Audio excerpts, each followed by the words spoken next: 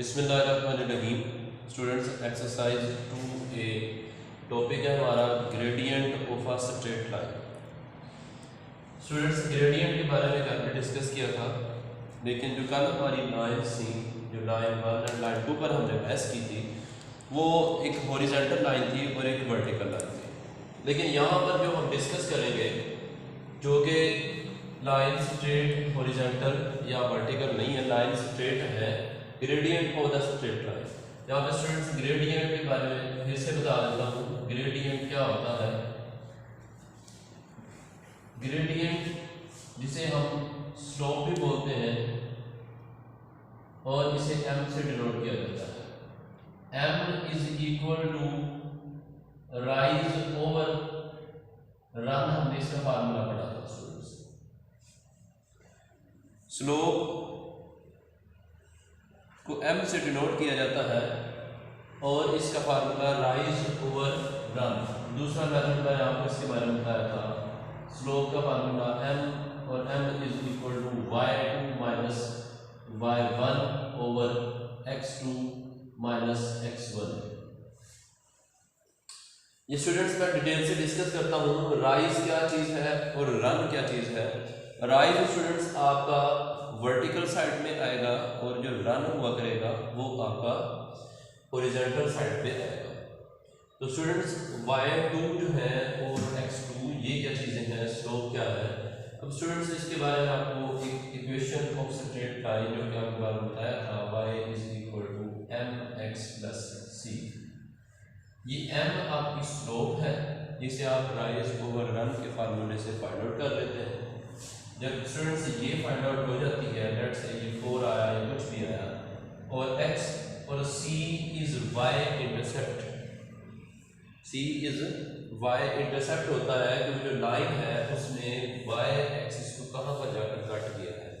तो इस लाइन इसने यहाँ पर आकर कट किया है, यहाँ पर, तो फिर इसका y इंटरसेप्ट जो है वो माइनस ही है।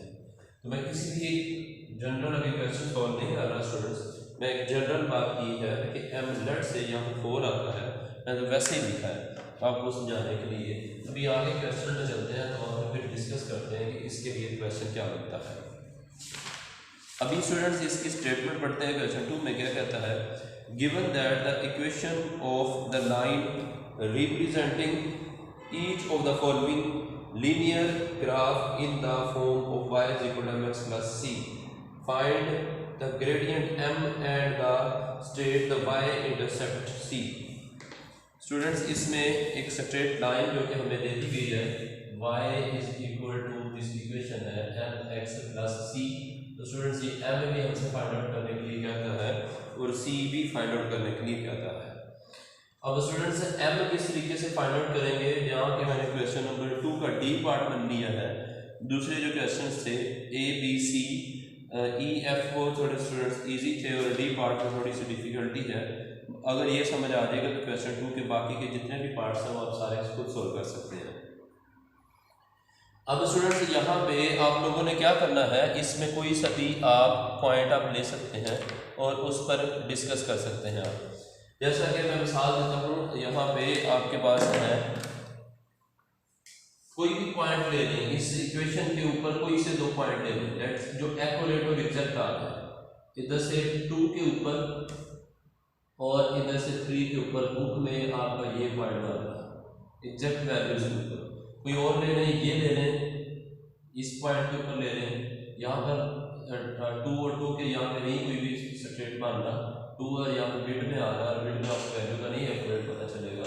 दूसरा पॉइंट आपका चले ये वाला ले लें, ये नहीं तो यहाँ पर ये बन रहा है। कोई से भी 2 पॉइंट आपने जो एक्यूरेट है वो ले लें। अब इसके कोऑर्डिनेट्स लिख लेते हैं।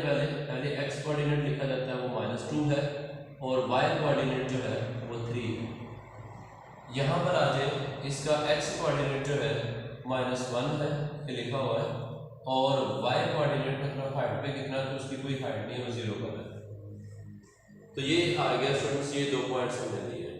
अब इसमें इसकी इक्वेशन को इस तरीके से फाइंड आउट किया जा सकता है। m की वैल्यू जो स्लोप है, ग्रेडियंट है, वो स्टूडेंट्स हम किस तरीके से फाइंड आउट करेंगे, m is equal to rise over run. अब स्टूडेंट्स ये जो दो पॉइंट्स हमने लिए हैं इनमें देखेंगे राइज कितना हुआ है। एक पॉइंट ये है और दूसरा पॉइंट ये है। ये पॉइंट 0 पर है और दूसरा पॉइंट 3 पर है, तो ये 3 का राइज हुआ है। 0 से ऊपर कितने ऊपर गया है 1 2 3, मतलब एक पॉइंट हमारा 0 पर था, दूसरा पॉइंट 3 की हाइट मेंटेन रखता था, तो वो जो हाइट आई है वो उनमें 3 की है, तो राइज वो कितना हुआ है 3 का राइज हुआ है।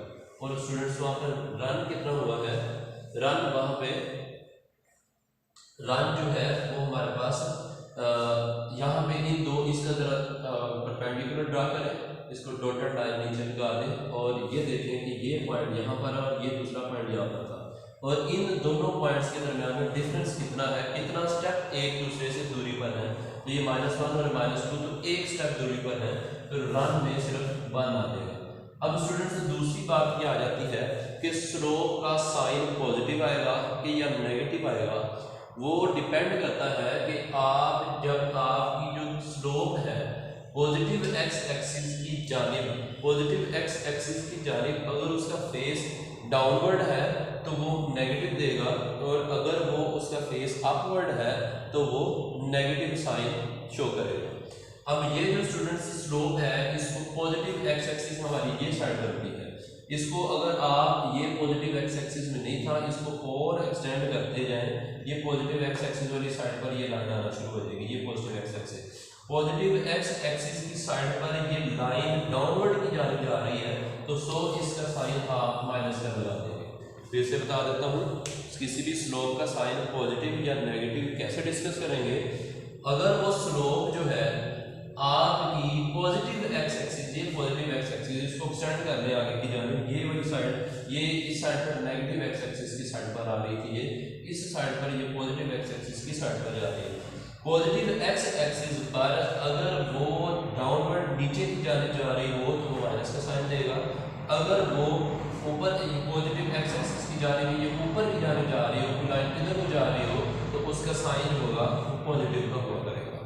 तो ये students m is equal to, ये नीचे 1 पर हम डिवाइड नहीं किया करते, ये -3 इसका आंसर आ जाएगा। अब स्टूडेंट्स दूसरा मेथड ये जरा डायरेक्ट मेथड हो जाता है, आगे आपको बोला अगर में यही मेथड सीखना है, ये जो मेथड है ये ज़रा डिटेल में चला जाता है, और आपके जब एक्यूरेट या एग्जैक्ट पॉइंट नहीं मिल रहे होते तो फिर आप ये वाला जो प्रोसीजर है ये लगाकर हम फाइंड आउट कर लेते हैं। अब जो दो पॉइंट्स लिए हैं उसमें -2 और 3, उसको -2 और 3 वो सही है नजर आ रहा है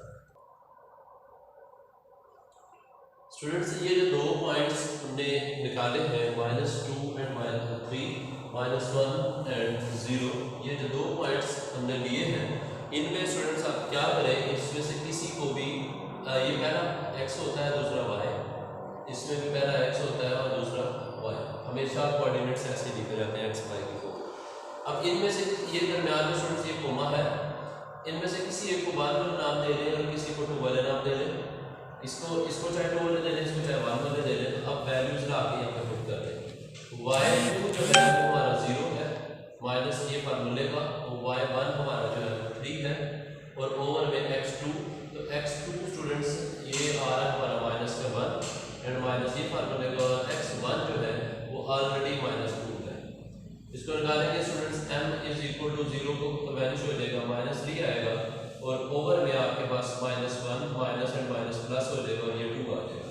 m इज इक्वल टू -3 और ओवर में प्लस वाली वैल्यू ग्रेटर है तो प्लस का साइन बच जाएगा, प्लस वाला 1। तो स्टूडेंट्स हम 1 नीचे लिखा ही नहीं करते, तो स्लोप का जो है वो आंसर आया -3। इस तरीके से देखें या इस तरीके से, तो दोनों मेथड से स्टूडेंट्स आपका आंसर जो है वो सेम आ जाता है। दूसरी बात m तो हम फाइंड आउट कर चुके हैं कि m का आंसर आ गया -3। अब रह गया c जो होता है, c स्टूडेंट्स आपको बता रहा हूँ इससे कि c आपका जो होता है वो y इंटरसेप्ट होता है। इंटरसेप्ट में वो लाइन कहाँ पर टच कर रही है,